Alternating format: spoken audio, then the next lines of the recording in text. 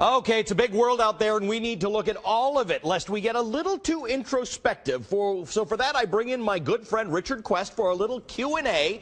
Richard, today we talk taxes.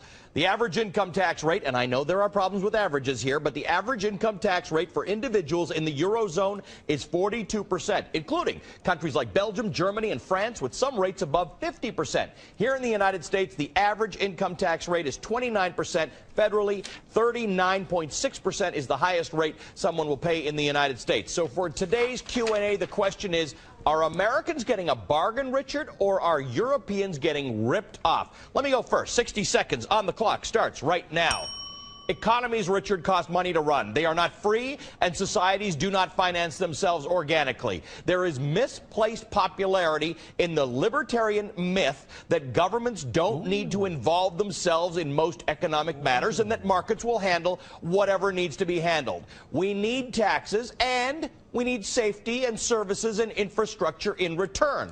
In some cases, it is simply more economical for governments to provide services because of scale. Healthcare might be one example, the building and maintenance of smart grids and roads and broadband infrastructure. So think of taxes not as needing to be low, but of the return from those taxes of needing to be high. Now, traditionally, Richard, that worked in Europe. Now it doesn't. They got the math badly wrong. So what once provided a high return is now an utter failure, which makes America a tax bargain. But that is going to change too, Richard. So the solution is to move to Canada, where taxes are low, government offerings are high. You, sir, can come and live with me and sleep on my sofa.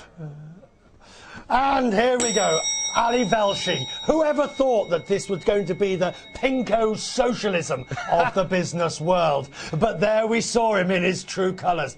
The truth of the matter is, as one famous judge in Britain once said, it is every man's duty to avoid paying taxes. It is no man's duty to evade paying them. And that is the threshold upon which we seek. However, bearing in mind there are deficits that have to be covered and there are spending that has to be reached. And in that environment, there is no other alternative but for higher taxes. Do you think Europeans like paying 40–50% taxes? But the alternative is not nearly so pleasant. I've just been into Iceland. High taxes, high rate of living, and an economy that is actually recovering better than anywhere else from the financial crisis. So, Ali Velshi, do taxes have to rise?